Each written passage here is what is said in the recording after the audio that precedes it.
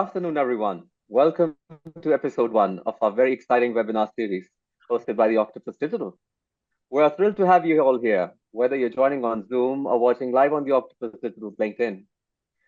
Today's episode focuses on optimizing machine availability, performance, and quality to enhance OEE in your manufacturing process.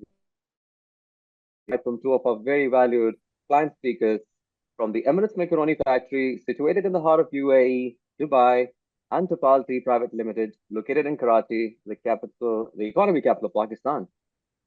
So before we dive in, I encourage those on Zoom to introduce yourselves in the chat and tell us your name, your industry, and feel free to drop any questions as we move through the conversation. These questions, however, will be answered at the end.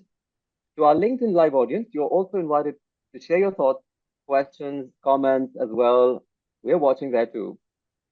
So now I am honored to introduce our first speaker, Mr. Tanveer Karamat, CEO of Octopus Digital, a thought leader who will set the stage by sharing his thoughts on why digital transformation matters and how Octopus Digital's approach is helping manufacturers unlock the full potential of OEE in their operations. So welcome, Tanveer.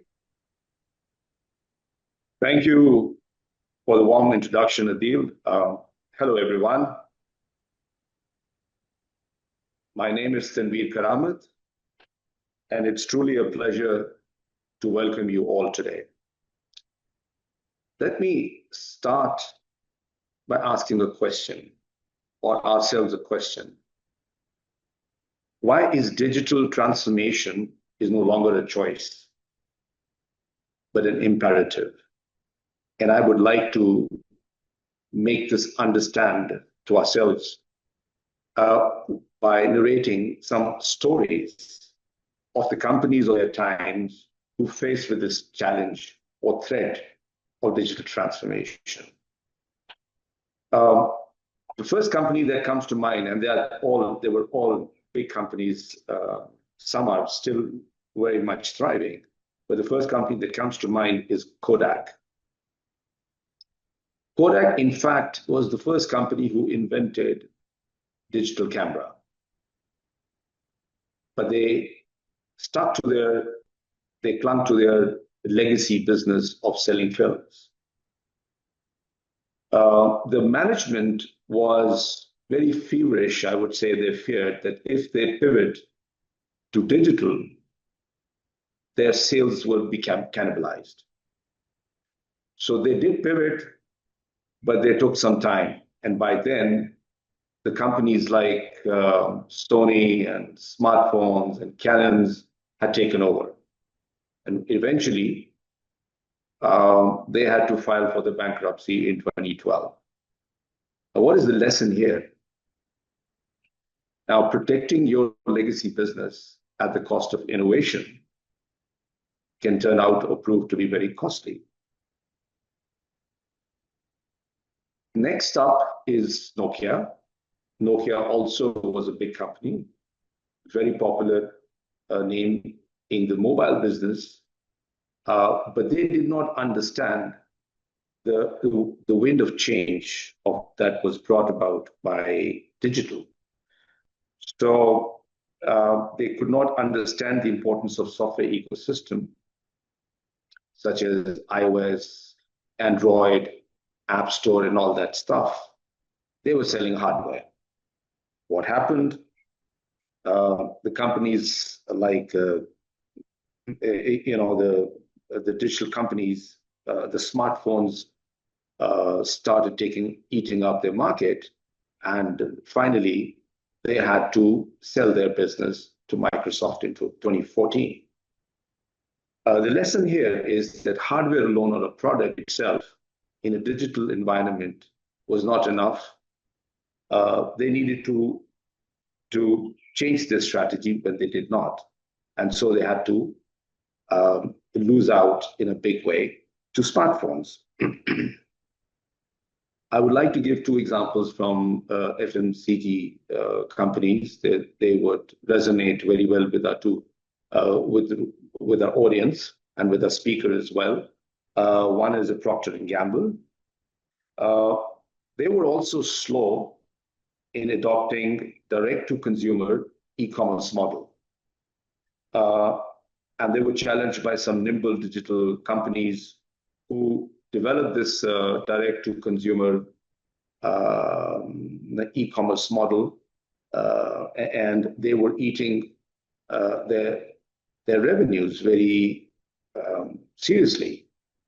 So they started losing the market share in the categories of household products and the grooming business because they could not catch up with those companies. They did eventually adopt certain data-driven marketing, but again, they were very late. So their lesson is that sometimes they were too focused on mass retail strategy. They could not understand that digital-first challenges can erode their share very quickly.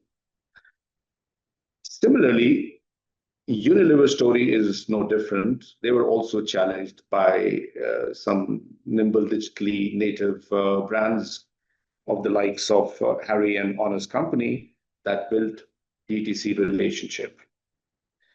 They were forced, Unilever forced, to buy out that that company, the Dollar Shave Club, in 2014 for $1 billion.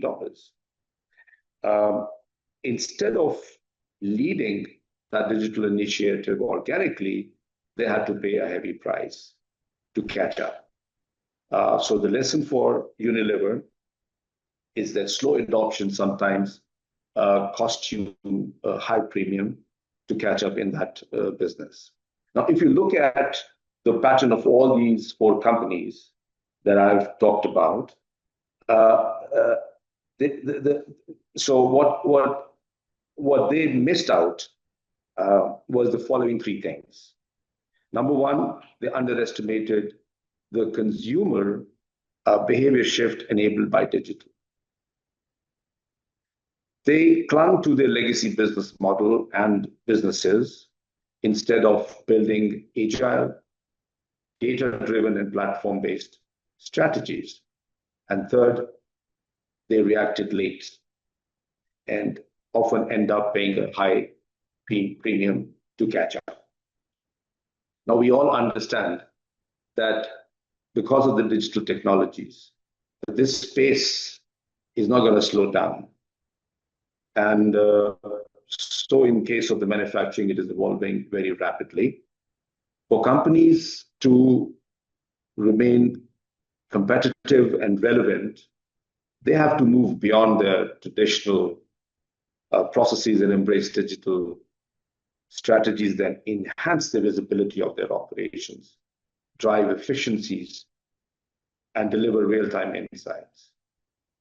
At Octopus, whatever we do, whether we are building a data lake for our customers or deploying a cutting-edge products or tools, or offering a bespoke solutions, we are valued by our customers because of the impact that we bring to their operations. And two of our valued customers are joining us today, Emirates Macaroni and Tapal. Today's topic is OEE, the overall equipment effectiveness, which is a critical matrix to measure the performance of your manufacturing equipment. And OEE is not just about monitoring machines or performance alone. It's a whole lot more than that. It is about transforming your complete operations, and it's about reducing your waste, increasing your uptime, and driving long-term sustainable improvements. And today you will hear real-world stories from our Emirates Macaroni, who will share how they tackle their OEE challenges, the strategies they implemented, and the impressive results that they achieved. Before I my 2 cents. Change is one permanent feature in human evolution, yet it is the most difficult one thing to embrace, naturally, because it disrupts the order, the control, and the convenience, the coziness that we build around the systems, the processes that we've built over time. So we cling to that. And it's very difficult for someone to change that very quickly. But you can't help it. The winds of change are always threatening us. And, some other, if you're too cozy up, then the stories that I've narrated to you are ample examples that it would disrupt you in a very significant way. And what is the role of leadership? The leadership role is to cast the vision and craft the strategies that aligns you with those winds of change in order to avoid being significantly disrupted. Thank you once again for joining us today. And I hope you leave with actionable insights you can take back to your organizations. Thank you. Thank you. Thank you so very much, Tanveer, for your amazing insights. And truly so, truly so. So it is definitely clear that digital transformation isn't just a buzzword anymore. It's something manufacturers really need to stay ahead. So first up, we have Mr. Roberto Traversa joining us from the Emirates Macaroni Factory, which is a leading food manufacturer from UAE, who has actually transformed its OEE approach towards energy optimization using digital tools and strategies. Well, with that, please welcome our next speaker joining us now to share the success story, Mr. Roberto Traversa. Thank you, Adil, and thank you, Tavir, for having me. And hello, everyone. So today I'm representing Emirates Macaroni Factory, which is the first and the biggest pasta factory in UAE, established in 1979. And as per today, we hold more than 40% of market share in our country. And EMF has been leading the food manufacturing sector for very, very long nowadays. So to jump into the topic of this webinar, I want to make it clear that our process is strongly automated. Okay, we have the high-end technology, which is coming mainly from Europe, being pasta product, which is mainly made in Italy. So the process is strongly automated from the receiving of the raw material to the finished good. This is an important point to understand the project we did with the Octopus Tea. The digitalization journey in EMF, mainly related to the OEE, started actually around 8 years ago, where we started monitoring the OE manually, and then we moved to a system with real-time monitoring, which, of course, in the first part of the understanding of the system, you can allocate the biggest loss and put in action odds. And normally, experience a long time ago. But I want to take the words of Tanvir. OE is not just a KPI for monitoring the performance, it's much more. And here is where about a year ago, we met Octopus and we started our collaboration. So what we did, and we actually implemented with the same concept of the real-time monitoring of the OEE. We applied the same concept only also on the energy, and we wanted to use all this data in order to evaluate our process, not only in terms of performance, but also in terms of cost. To give you a clear understanding, I will give you a small quick tour of our system, which is live. So this is the system that we have implemented with the Octopus Tea, where you can see that all the machinery have been connected with the Octopus system. Everything has been done directly by them. And we have created this virtual dashboard where we can see the status of our machines. And we monitor the OEE, which is, of course, the very important parameters. But from the OEE, we are able also to monitor the energy and to convert the energy in a cost factor. So the concept we apply this dashboard, this is the main one.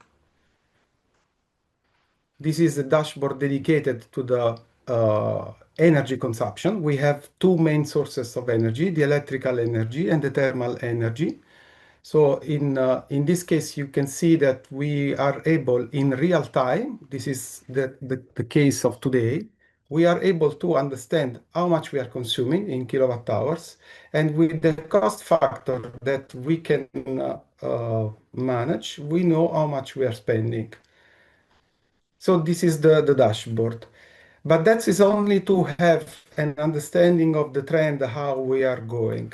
The game is when we start to play with our reports. So in this case, or related to the energy, we have a report which is able to give us through the filters a better understanding of what happened in the past or what is happening now today. This is an amazing tool because it allowed us to go to slice all the happening during the normal production, understand where the biggest loss or the biggest problems or the best performance happen. So this information is very, very important to understand the way the process is managed. Same concept is on the OE. So here we have, for each machine in place, we have sensors installed by the team, which are able to give us in real time the OE, the efficiency. And again, we have the report. So in this case, we can slice the report. We can go in different machines, in different items, different shifts at different period, and we can understand in details, also with the log data, what actually happened up to the single minute of the production. All of this is used to generate the KPI and the monitorings that are necessary to improve the process, reduce the cost, and boost the performance of the process. But the amazing part of all this project, all this system, is on the last report, which me and the Octopus team were very proud of it because we were able to develop this report where for each of our main machines, which are our cost center, we are able to identify in a certain period up to the single shift what is the most important parameter, which is the cost for production. So in this case, by merging together all the information that we are constantly collecting in real time, we are able to understand the specific production to a specific batch at which cost has been performed. Okay? This information is crucial because we can understand that same product on the same machine, but in different period or with a different team can perform better or worse. All this information are the base for us to forecast the future and plan in advance the best optimization of our process in order to tackle the highest performance at the lowest cost. All of this has been done as I told you with the team, but the installation was very easy. The team take care about all the details. And there is a back office which is working on the softwares. And to make all of this work, we had also this operation center where we can feed the system with all the information that at the moment we didn't link to the floor. In this way, we can put the planning, the historical, the downtimes, And we can also put the cost factor, which will convert energy into money, that in our case is dirhams. Okay. Actually, this is not the end of the project. Actually, this is only the start, because the system is running under a Power BI reporting system, which is connected to our system, our ERP. In parallel, in our ERP, we are developing a planning system, which will be in the future connected to this system and give us a sort of, I hope we will also be able to use some AI tools in order to simulate some case scenario and anticipate potential issue. The cherry on the cake for all of this is that we are also starting another project where we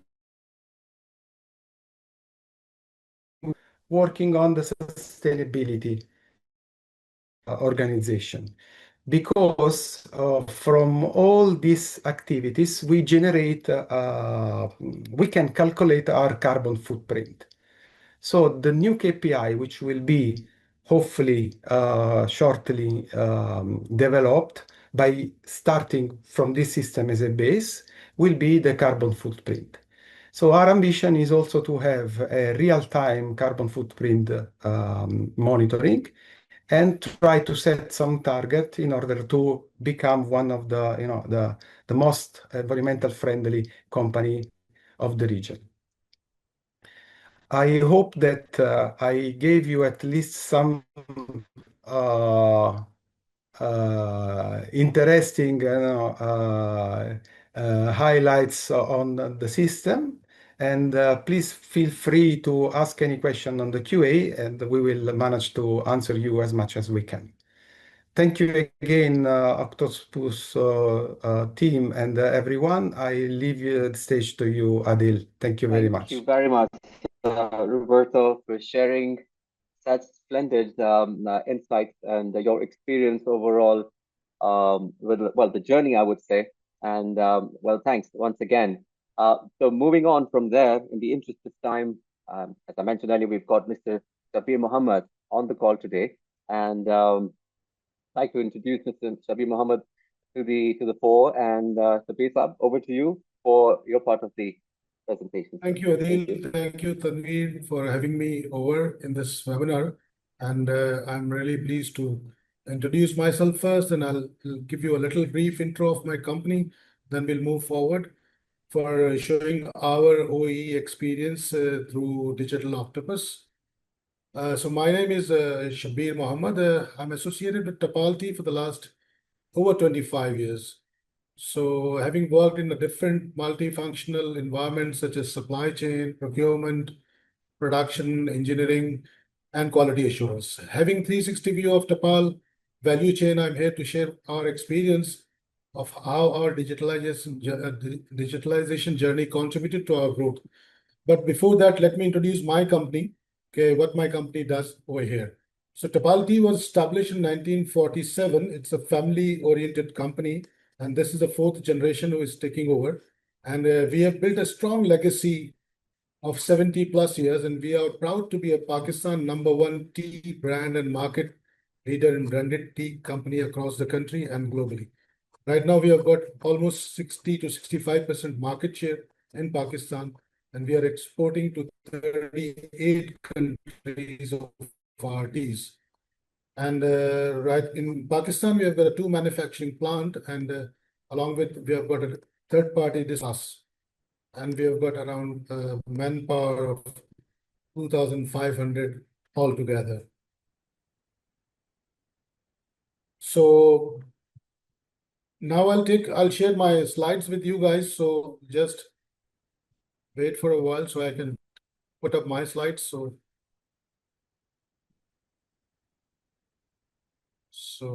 can you guys see my slides? Okay, thank you, Adil. Yes, Shabir Saab, we can see. So why OEE? You know, when we started this journey, we had a very difficult time because of our environment is giving us a hindrance of change management, like Tanveer Karamat said earlier. So that was the biggest challenge in our industries. So as Peter Drucker says, what you cannot measure, you cannot manage. So we realized it quite some time, but we had to implement this thing. So previously, if I show you, yeah, just hang on, No it's been problem. No stuck. problem.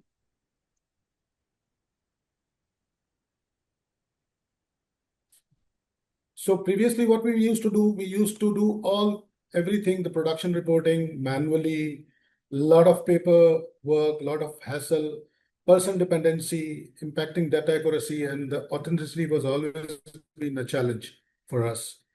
So we then, the TPM also always give you a discipline, while OEE gave us visibility, and that was badly needed at that point of time.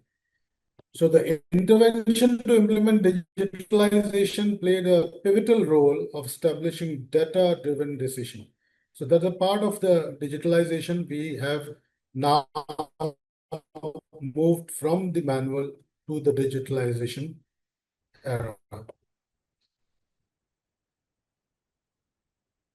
So it was a three-phase as far as our company is concerned. We started the phase one to see whether our process line upgradation, I mean the machine capability with having the old machine lot and the new do the digitalization, was ready for the digitalization. And I'm really thankful to our business partner, technology partner, Octopus Digital, to help us a little longer compared to like Roboto says they were able to complete it in a very fast pace. But seeing our environment, it was also faster from our point of view. So the second phase was we started installation of different devices and sensors because it was needed to capture the data from the machine to our ERP and going into the third phase to make a digital layer implementation. And that's the way we create dashboard, turning raw data into an actionable item for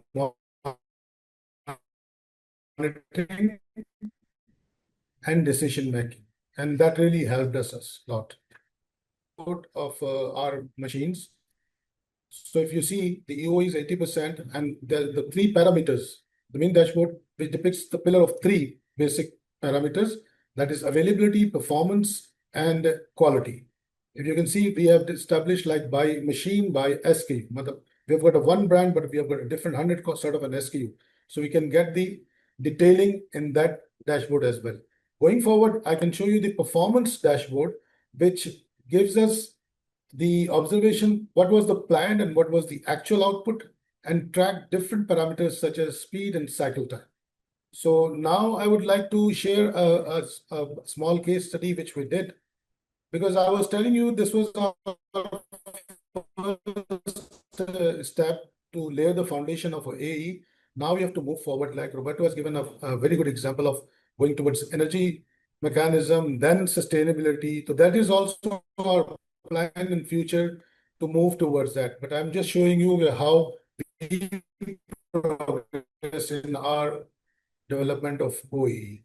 So this is the one of the machine tea bag. Would like to say that this is one of the most difficult, I would not say difficult, but very high speed, high tech machines having 3,500 plus mechanical parts moving around, working coherence with there. And we observe stoppages, a very less than 3 minutes stoppages on the machines. That's compiled to the OE, if you see before it was 68%, and that's why the performance went down to 78%. The availability and the quality was not that the big issue. The performance was the bigger issue. Then what we did, this digitalization helped in pinpointing the issue of malfunctioning. And before that, we did not have any digitalization mechanism. It was all guesswork. So then we applied the 5M technique, and we found out that the problem was at the machines to change the few parts, and also the man side. We corrected the autonomous maintenance side, and we improved the skill of the supervisor or the machine operator to remove this bottleneck. And after that, we found that our OE jumped into 75% from 68, and so is our performance. So thank you very much, because it was a brief and short, but we are just starting our journey as it just began.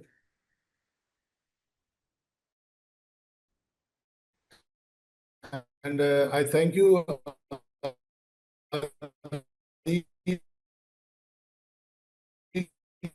and Tanveer Karamat, for helping us out, and choosing the right technology partner is also because we had a very bad experience initially when we started this journey. So Pleasure, thank you very pleasure, much. pleasure, sir. Thank you very much again for sharing such valuable experience with our audience, and I'm sure that the attendees in the audience would really find this useful as somebody they can relate to, because most of the attendees that we have today are from the FMCG sector, and this was definitely kind of much needed in time. We keep on receiving a lot of questions when we engage with our potential clients and customers. We try to answer them the best, but we've always felt that the best impact is always there when they hear it from the experience from the industry leaders like yourselves. So once again, thank you very much to both of our esteemed speakers to share your thoughts, insights, and taking us through the journey of transforming their operations. So now with that, I'm going to be moving into the Q&A session. I believe we've already got some questions, and my team is assisting us here. Just a disclaimer, well, just a heads up, in fact, Mr. Roberto Traversa, one of our esteemed speakers today, he has not been feeling well, so it's been really kind of him to make himself available for the session so far, but he requested that he would drop in early. However, your questions are extremely valuable to us. We will be taking note of these questions and also, diverting these questions to our esteemed speakers to address them at their leisure, and rest assured that you will get back. We will get back to you with the insights that you especially are looking for. But yes, yet again, we will take leverage of having Mr. Shabir Muhammad on the call today, as well as Mr. Tariq Ahmed. A few questions, if I were able to shortlist. So there's one question that I would like to share with you, about gentlemen. Well, how do you measure OEE in a factory with limited automation? This is coming from one of the attendees. With limited automation, interesting. Okay, so I think Shabir Sab, that really refers to something that you referred earlier on in your first phase of the implementation. You mentioned you really had to look into where there's a lack of automation, and that's where. So would you just like to share some insights on what was your approach towards filling in those gaps, and how we were able to support you or help you out? Thank you, Adil, for the question. Recently I've just seen a question pop up as well about this thing. So, adopting digital tool for OE, the challenge was the biggest challenge. I've earlier said the change management was the biggest challenge. Building trust in all these stakeholders is very, very important. If everyone is aligned with the course of job, become very easy. Selecting the right technology is also of pivotal importance. That's what I've also already mentioned it.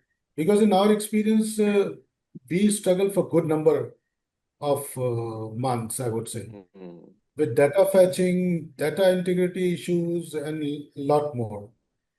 However, then definitely our technology partner, I was again thank you for ODL assisted us in making that seamless. Why I'm emphasizing because of the right partner, because technology is a buzzword in nowadays. Everybody is working on digitalization and everything. But if once you choose the wrong thing, so garbage in, garbage out sort of a situation. And we had experience in our sort of environment. So that is very important. Thank you. Thank you. Thank you. Having been engaged with you for more than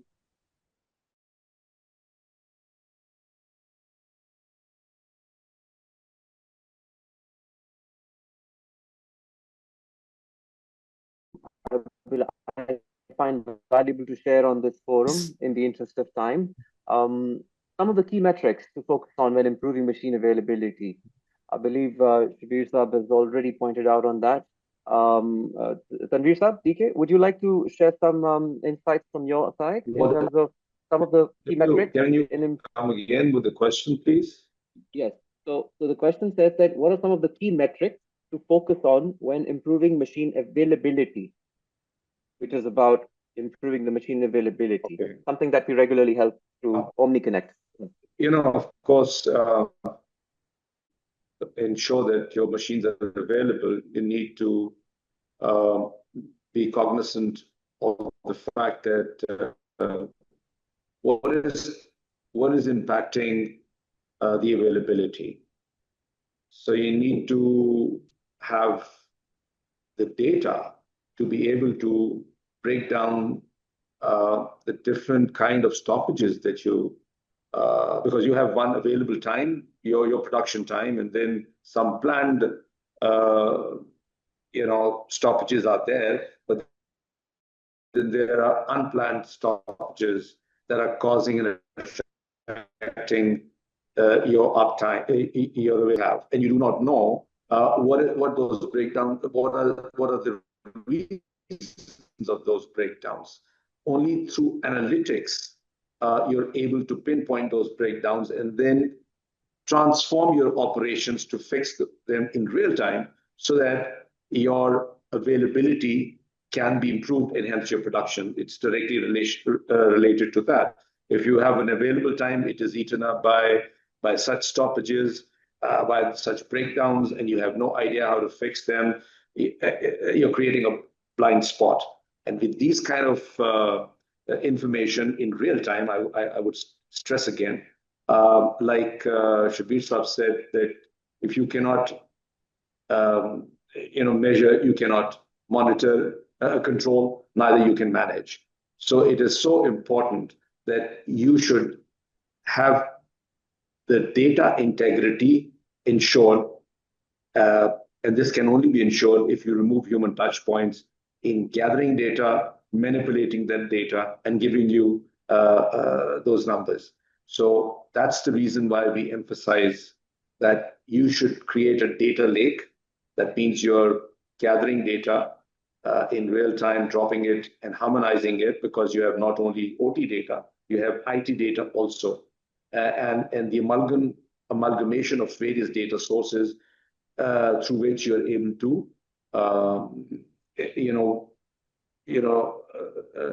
ensure your availability, production, and quality.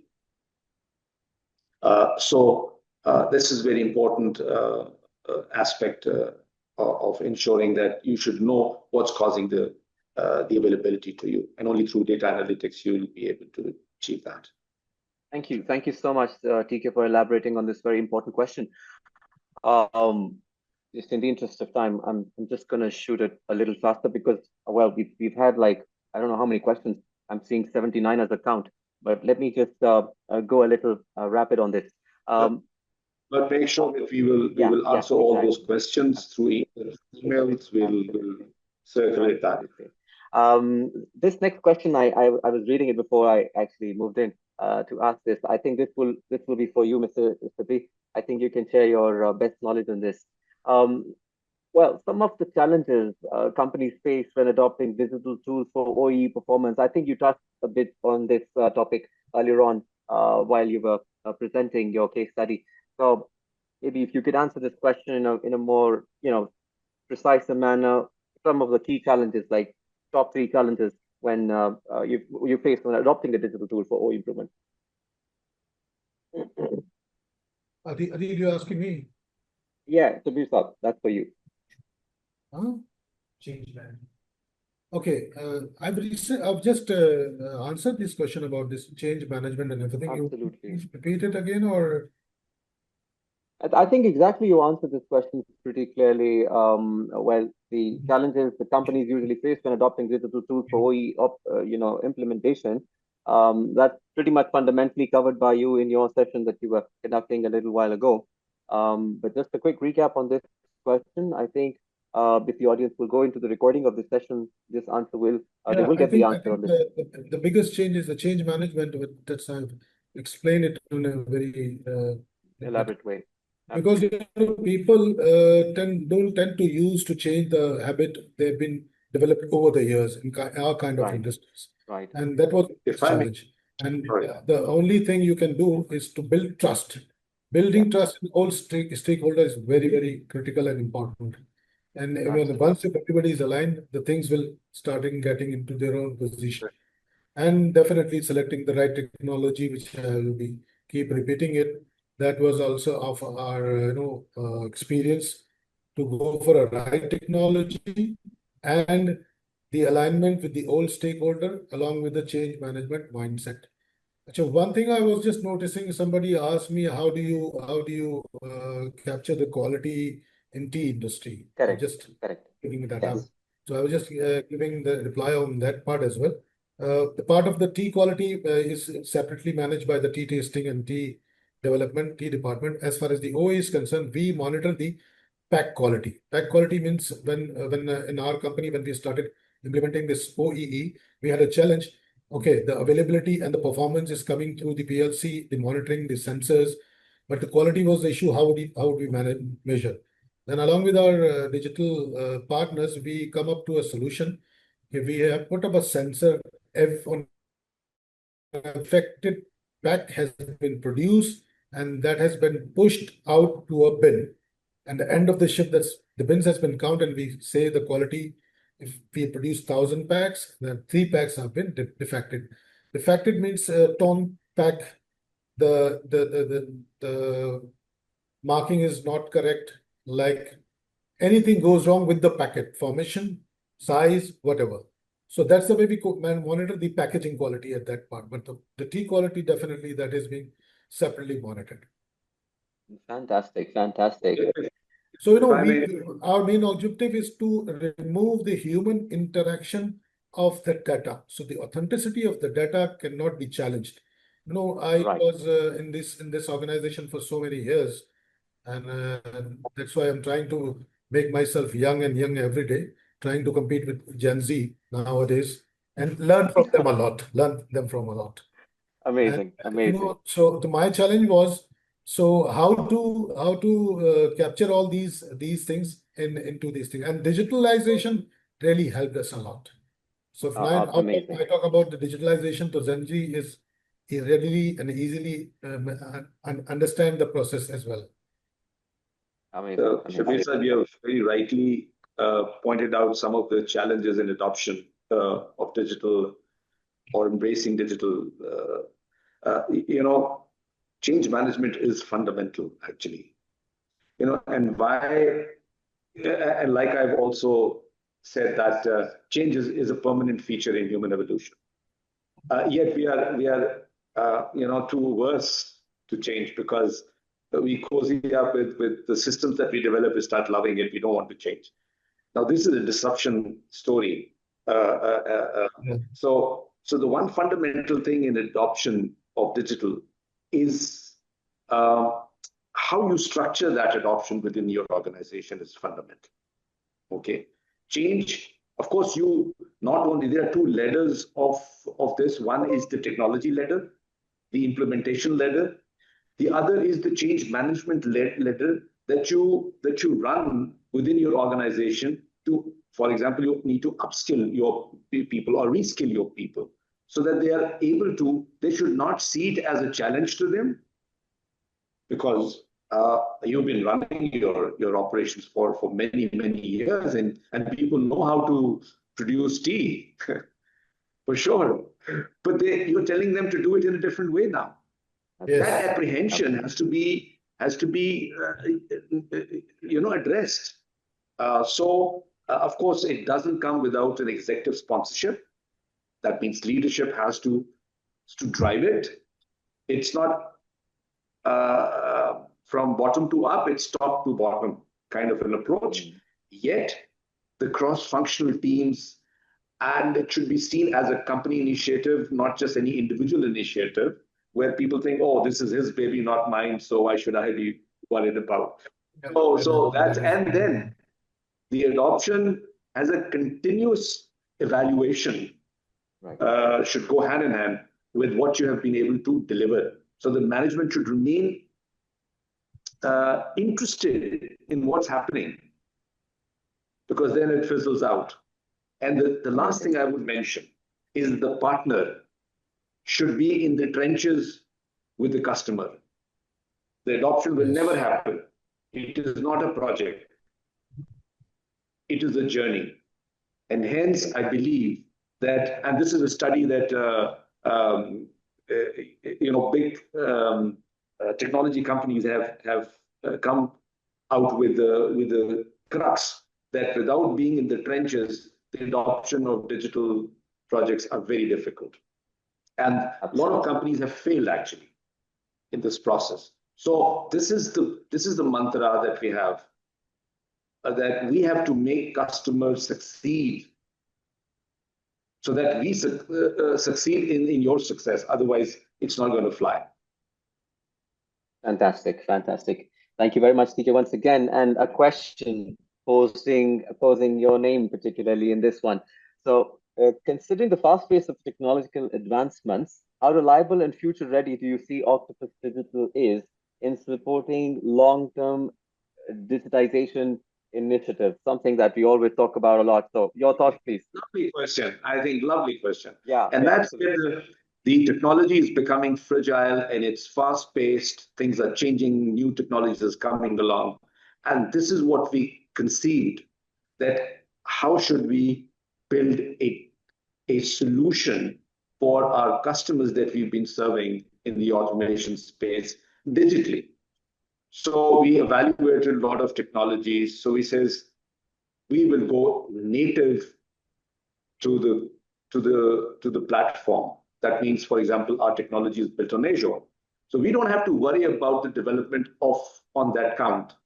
The way Azure develops its technology, and it's got the muscle, the name, the strength to continue evolving, we can harness those technologies and bring to the fore for our customers to take benefit. That's the beauty of our solution. So it is not our proprietary. It is very open, structured a way of doing things. So hence, we are agnostic to anything. So everything that is available technologically on the platforms, I mean, these are the big names, the AWS and Microsoft, these are big names. So we are leveraging the technologies to bring the best available to our customers. Like generative AI is now, we're pushing out a lot of generative AI products using the LLM models, which are not built by us. They're already there, but we are kind of packaging in such a manner, because if you want to use a generative AI, you have to divulge your secret data to ChatGPT or Copilot, which becomes data for public consumption. What we are doing is we want to protect your data. It doesn't become public, yet you enjoy the ad hoc querying on your data. So this technology will continue as it evolves, will be made available to you. We're not limited because of that. Fantastic, CK. Thank you very much for reflecting back on our concept of the Omni Chat, Yes. which really is customers are finding that really useful, where they can really query in a real life language the insights that they're looking for, rather than going into complex dashboards or reports, as maybe for some of the users. Fantastic. So another question which I find really pertinent, to the audience. This one is to the audience. There's so many questions. I'm trying my best to pick up some of the most relevant ones. A lot of questions have been, I believe, slightly or particularly answered in the presentations that you've seen so far. But this one is definitely average lead time for change management and adoption of a production setup with a mix of legacy and latest technology machinery, which has a mix of skilled and unskilled workers in workflows. Now, this is a very challenging question for me to place to Shabir, up to you or to me, because it's got a mix of something that you both can contribute to. So, Shabir, I'll just recap it for you. So, what is the average lead time for change management? I mean, somebody's trying to understand that you took a journey, but what is the average lead time in your opinion for the change management and adoption cycle of a setup, which is mix of legacy and the latest technology machinery? Exactly your situation, sir. So, average lead time for change management. Tricky, right? It is very tricky because, I think from my experience, it depends on the organization to organization, the kind of organization we are in. We are mostly doing the blending sort of a part and the packaging. The packaging is the biggest. So what we did for the change management, as I've earlier said, we, like Tanvir also mentioned it, we made a lot of cross-functional team, and we make sure that every team has got a younger people and the Hmm. experienced lot. So mixture of both. And we were not giving any individual the credit. It goes to a team or the multifunctional team altogether. We started some incentives for them, and we call it extra mile award sort of a thing. So we keep on doing this according to the implementation phase. And I personally believe that OE does not need a digitalization as initially, but lack of automation is not a lack of processes. It's a approach. It's a adoption of appropriate technology. Manual thing can go along if it is related to a reasonable size, but when it grows up, the business grew, then the scale increased. So then you have to upgrade yourself. And the only way is to digitalization. It gives you a very quick result once it has been implemented. And then you can, I would say, ripe the fruits. And we are very eagerly awaiting of our energy thing to be integrated with this OE as a next step. Then we'll go definitely for the sustainable thing as a Fantastic. part of Thank our you so plan. much. TK, change Right. management and Right. technology adoption. The lead Something time for from your change management, I think, as Shabir Saab said, that it's different for different companies. But one thing is very, very important here is that the vision that the leadership gives to the organization should be very clear. That we mean business. This is the direction that we want to go, and everybody has to align with that direction, right? That's a statement that you want to shoot out to everyone, that this is what we want to embrace. Those who align themselves would be the ones who will be part of a journey. Those who do not want to align themselves would can make their own judgment call, right?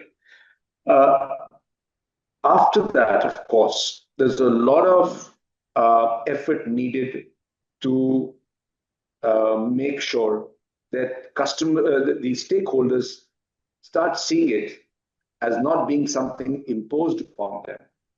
It is but necessary for their own um, uh, benefit.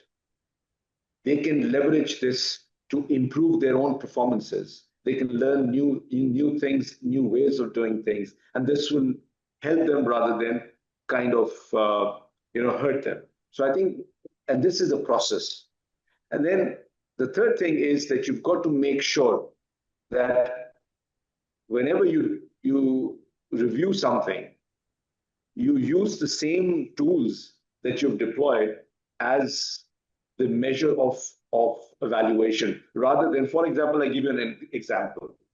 When we implemented CRM for our sales, and I started this, I'm a bit digressing, but it's important from an adoption point of view, that in 2004, 2005, so I introduced, when I joined Awencion, so I was trying to introduce this CRM because I had come from Honeywell.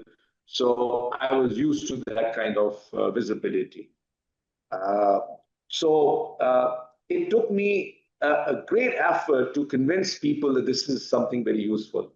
And what it so happened that we could able to do that, but there was a lot of issues. The internet was not available. The internet is slow. There were a lot of excuses. Okay, but then came the Microsoft CRM that we implemented. It took us almost 1 year to fully deploy that. And the commitment was there that we would not look at any information but through that CRM. So this becomes part of their workflow. If it doesn't become part of anybody's workflow, it's a dashboard. I will use it, I will not use it. I will see it, I will not see it. But if it becomes your workflow, part of your workflow, only then it sticks. So people should be made, should be encouraged, should feel that this is good for them, and they see that this is something of value rather than it's going to hurt them.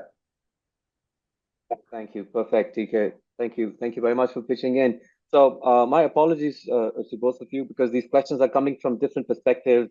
The audience is asking questions which I'm not effectively able to streamline as per the subject, but this is a very unique one. So this is coming from Mr. Stefan, one of our attendees, and the question is that how have you uncovered some bottlenecks on the production lines that you previously were not aware of by now, and how much time did it take to define what is a downtime and what is a not? Shabir sir. So again, crux is that have you uncovered some major bottlenecks on the production lines which you were not previously aware of? I think you touched on this topic during your presentation as well. And how much time did it take for you to define it? That yes, it is truly a downtime, or let's exclude it from the downtime consideration. Okay, Adil, I can give you a little example. In our company, a lot of issues being verified and resolved in 2 to 3 days sometimes.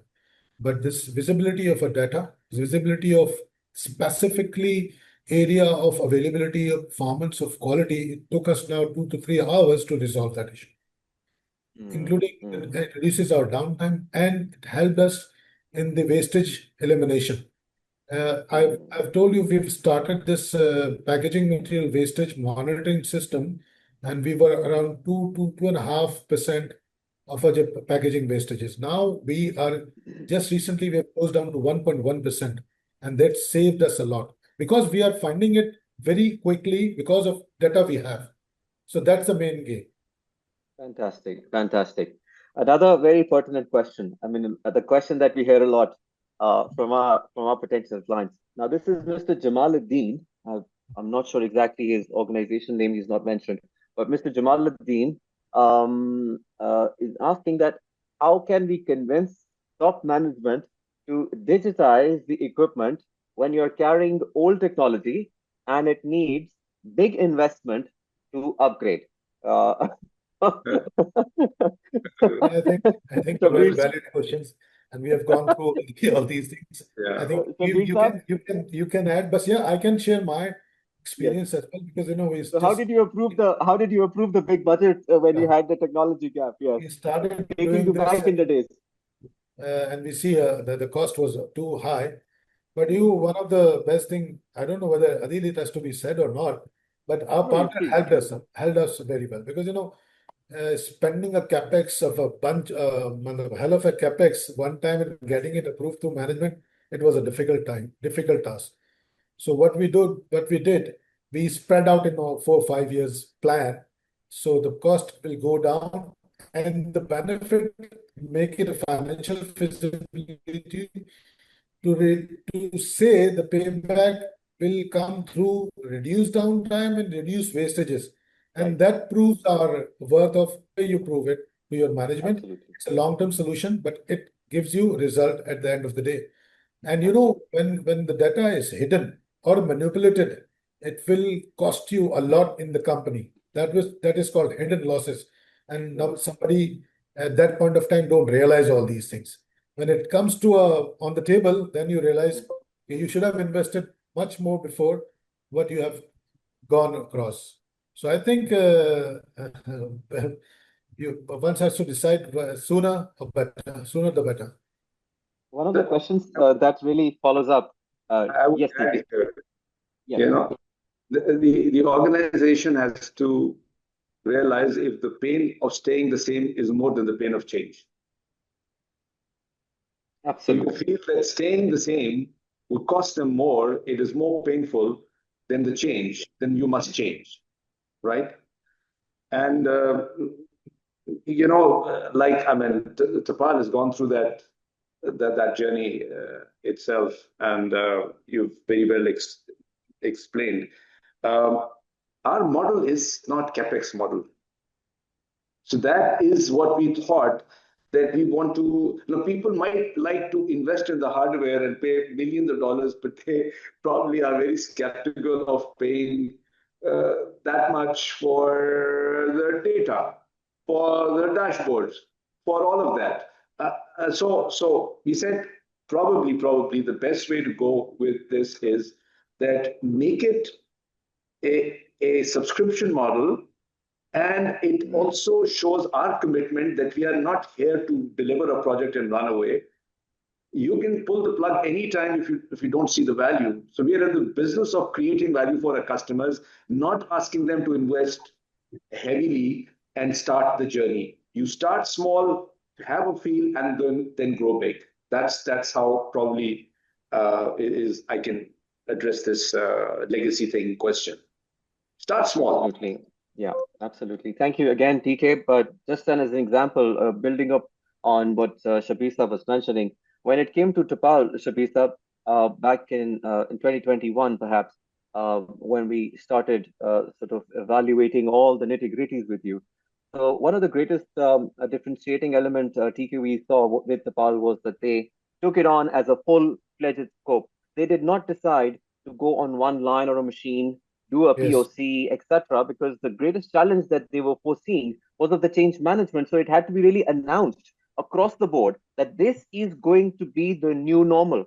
That's how, particularly, we will measure our performance metrics through a real-time system based on this technological shift. And the shift on the mindset was then really forced behind, and then through the leadership of Mr. Sabir and his team. Yes, sir. Yeah, we did it in both the plant. We actually engaged OEE around 80 machines, 40 in Karachi and 50 in Lahore, and at the same time. So that really helped us out. Because when you start a small thing, then you get into a vicious cycle for all the time. So you start out and get the results. Better to go the whole path. Absolutely. And touching upon what TK you mentioned about the CRM, back in the day, we decided one odd day you just sent out an email and told that the only report that we are going to be reviewing is going to be the one that comes through the CRM and no manual reporting. So therefore, that really put everybody behind the track, and the initiative hence becomes successful. There are always humps and full stops and commas and dashes, but then again, with the force behind the commitment, we cover them up. Yes. Life is not straight line. Absolutely. It's up and down, up and down, up and down. Absolutely. Absolutely. How it goes, how low it comes down. I mean, we have to manage between the humps. Perfect. So this addresses one of the questions coming from Mr. Imran Khan. Again, the organization name is not mentioned, which is where they're asking that this question was to Roberto, who's not on the call right now, but the question was that did you roll out in phases, beginning with a single line? Did you implement it across the complete factory in one go? Well, I'll just take that and answer this, that yes, since I was leading this project with Mr. Roberto, so yes, it was decided that we are going to go with the full scale. So Mr. Roberto, on the packaging, on the making, on the planning. So it was one initiative, with a transformation announced within the organization. So yes, it was done completely in one go. Imran has quite a few questions out here, which we will. I'm sure my marketing team is going to help me address each of these separately. In the interest of time, I'm trying to take more questions. I've seen Imran's questions, and I would invite Imran to just cross the street and come to our company. Is there across our road, so that we can show them the real fruits of the OEE. Our team is ready to show them. Fantastic. You've been really kind, Shabir Sab.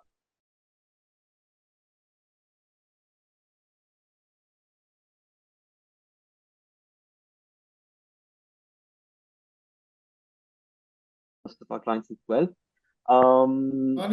He requested. He just is asking. He's requested a visit to our Lahore factory. I think Imran, just get in touch with us. We'll definitely get you visited to Lahore, even in Karachi. We can always welcome you. Fantastic. Thank you so much, sir. That speaks of our relationship, of our partnering gesture Thank you for hosting and inviting our potential clients and customers. Yes, TK. No, I was turning down the request from our sales to show our customers a visit to Tapal. I said we don't want to bother them every now and then, but no, look at it's a very generous offer, sir. Yes, I'm yes. really blown away by this offer, but we are cognizant of the fact that you guys are busy and we don't want to really bother you with that. But if this comes along, we would request you for such a visit. Fantastic. Anytime. So this is Naveed Zafar asking, please guide us on how you see Pakistan's market and its adaptability towards automation as well as growth perspective with respect to machine optimization, sorry. So if I've understood correctly, so I believe Naveed is trying to understand that how effectively is the market responding? Because of course we have a lot of legacy equipment in the operations, right? In most of our customer organizations. So how is the Pakistan market adaptability towards automation as well as growth perspective with respect to machine optimization? So TK, can you sort of I share think some of your experience? you see it all depends on the different digital maturity of every organization. Um, but people are responsive, actually. At least I can say that, and so it is catching up because it's the wave that everybody wants to ride on, Right. and people are feeling the heat because the old ways are kind of are not helping.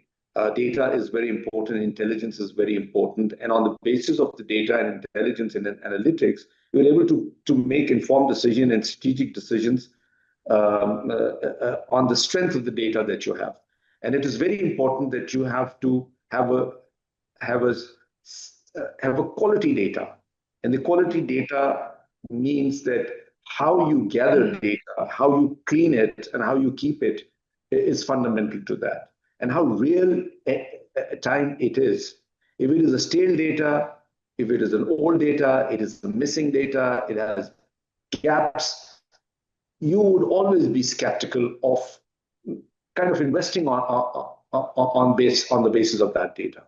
So I think data becomes a new, I would say, a commodity where it has, if you do not take care of it, is out there to disrupt you very significantly. So I think people you've understood, like I've given you many stories. I can give you a name of a company, the Blockbuster, a huge $8.3 billion company. Netflix offered $50 million to buy the company out. They refused. Look where is Netflix today and where is Blockbuster. They were in the same business. And so I think if you do not catch the the signals that are coming your way, and you cling to your own ways of doing things. I'm not saying that you rip and replace everything, but data is an important commodity now. It's as they call it, a new oil. It has to be treated accordingly and must be valued, and then use that data to make informed decisions, create new insights. That's what I can say. Thank you. Fantastic. Another very pertinent question, TK. This one, perhaps for you, Shabisa. We have Stefan again asking, is there any plan to expand with other functionalities with Octopus Digital beyond OEE? If so, what would you like to expand it with? And what is the next steps of digitizing the production? I think you touched upon that. Yeah, I think you touched upon that. Okay. The first thing that we are doing is, of course, we're building a data lake, the single version of data truth, right? So we are collecting data from different sources, bringing it, harmonizing it. When I say harmonizing the data, means that putting the data from different sources into one data structure, right? Then contextualizing it. and prepping it to make it ready for any use case or for machine learning, right? So once you've done that job, then there are a lot of other things that you can do that. So we are building digital twins for different assets. For pumps, we have APX, which is a digital twin. For compressors, for heat exchangers. The next is for complete boilers and all of that. And we can also do a digital twin for a process, but I think that's a long shot. So these are the products that we are building on top of it. Generative AI products are also coming along. OmniChat is an example in itself. We've deployed OmniChat in Ashghal, which is a very big entity, on a trial basis. They paid us to do that on one of the sections. There are many departments where we would be deploying in October. So I think we are expanding that portfolio as we go along. And yes, we are expanding our functionality. Great. Fantastic. So, Yes, Sabir sir. Anil, I just want to add one thing. Yes, please. I agree on the point Karama just mentioned. And as far as our company is concerned, we are planning to have this. Already told you about the energy part and then sustainability. But my wish is to go as soon as I can go to a predictive maintenance part, Right. with the OE. So maybe it would take 3-4 years data. Then we'll be able to do this predictive maintenance part easily. So that's our next plan is. Absolutely. And that's where, Tanveer, as you were mentioning, that's where OmniConnect really plays that vital role, because it is that particular capability that we enable to our clients, which is where we can connect the multidimensional data, which leads you towards establishing a system like a predictive maintenance capability. So jumping to another question. All products we're launching are within the OmniConnect platform. Absolutely. Okay. Absolutely. Yeah. So Salam Siddiqui, again, I can't see your organization name, but for younger companies who look up to you, what are the most difficult myths you had to? Shabir sir, this one is for you, by the way. So for younger companies who look up to you, what are the most difficult myths you had to overcome? Myths you had to overcome to buy in for the digital transformation initiative. Yeah. So the myths. I mean, I'm sure you must be hearing a lot of propositions from different service providers, etc. So yeah, I think, in my opinion, there's a two mindset. There's an old mindset and a new mindset. So there's a war between two mindsets where the myth has been created. Old mindset, people like me always claim that we have got the experience, we have got the knowledge, we have learned a lot through the different times, and the new generation, we seems like they know lesser than us, but this is not the case. right. That's why I tried to say that I'm trying to meet Gen Z a lot, because they are the next big thing, I would say. So the mindset should be flexible enough to work together, and that's the way the magic happens.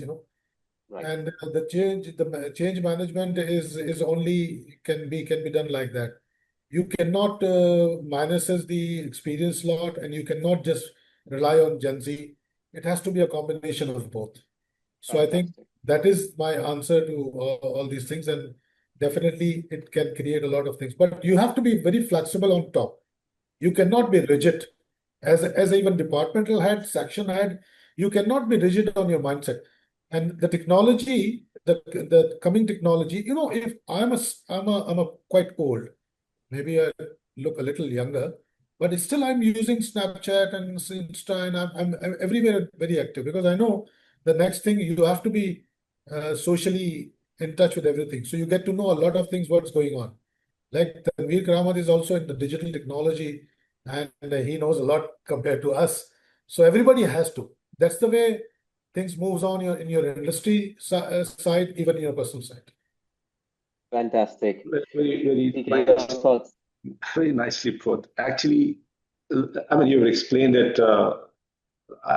It's a war of two mindsets, right?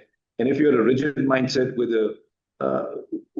this is not for us, this is not for me, this is all kind of imaginary and all that.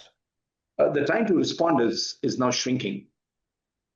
If you keep thinking, then something else will come along, and you will be older and older and older and far further and further away from what's current and what's relevant, right? So you obsolete yourself if you do not transform yourself,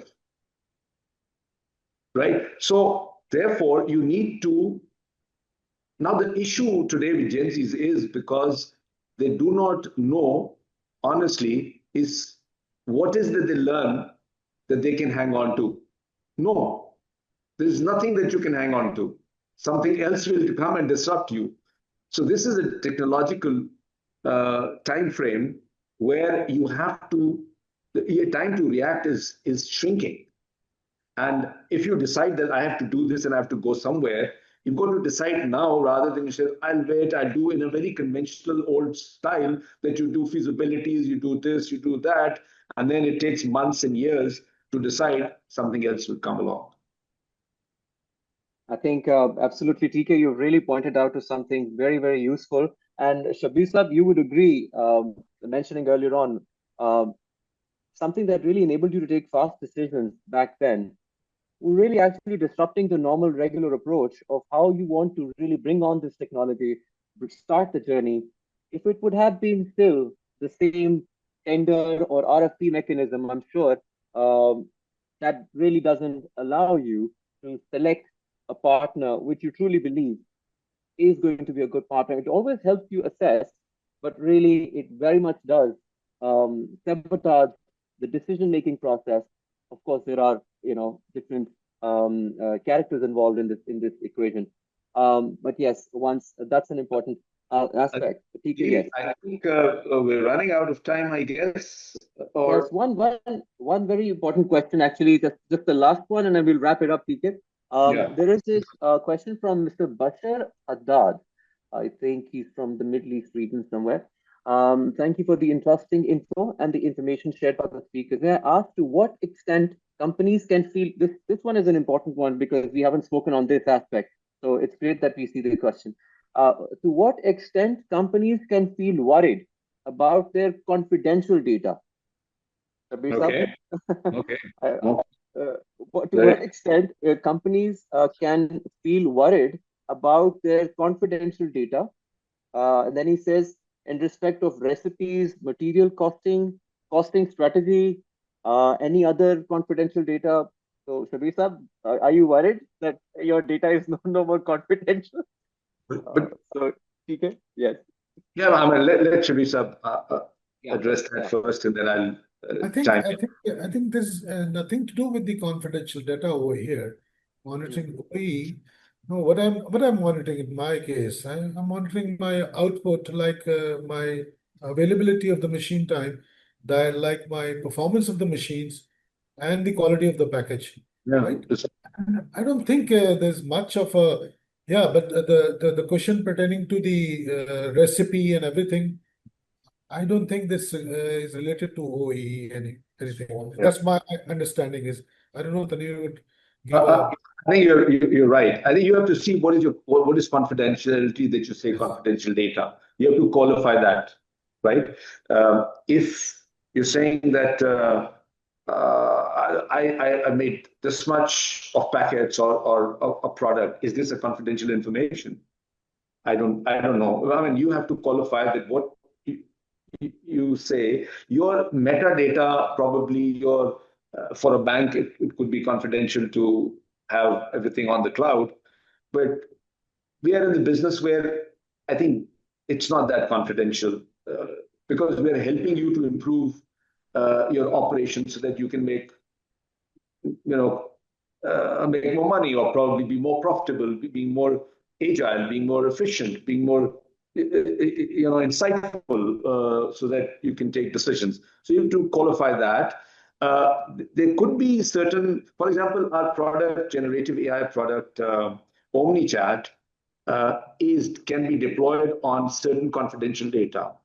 The way we do it is that we don't pass on that data to the LLM models. We generate a code from LLM model by teaching the LLM model what do we mean, what is the schema of that database, and then we generate a code and deploy on your database, which is with you and not with anybody else, to give you the insights that you want, right? So this is a differentiation that we have created on the confidential data. Fantastic. So it never leaves your premises, it stays with you, right? So this is where I think the confidential data is being treated, especially for the ad hoc, querying on your data and all that stuff. So different products have a different application. For confidential data, we have that. Fantastic. So that's our approach towards encrypting what really matters to you.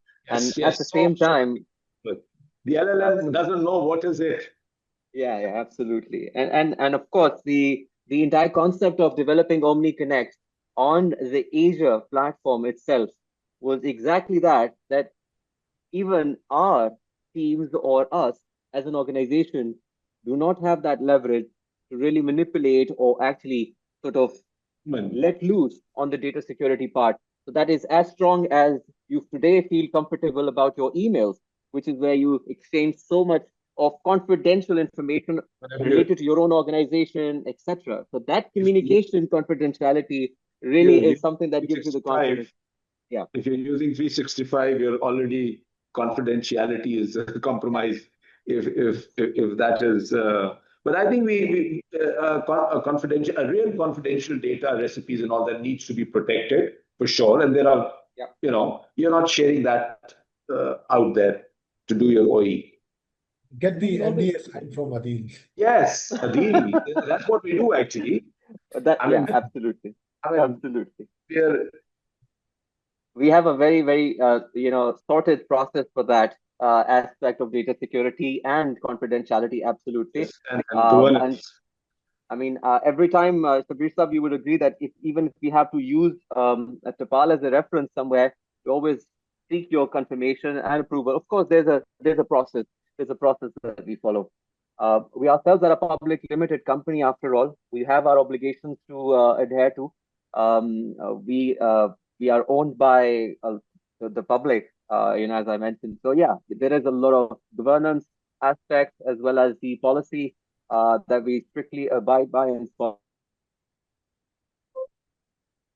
Okay. So there are questions flowing in.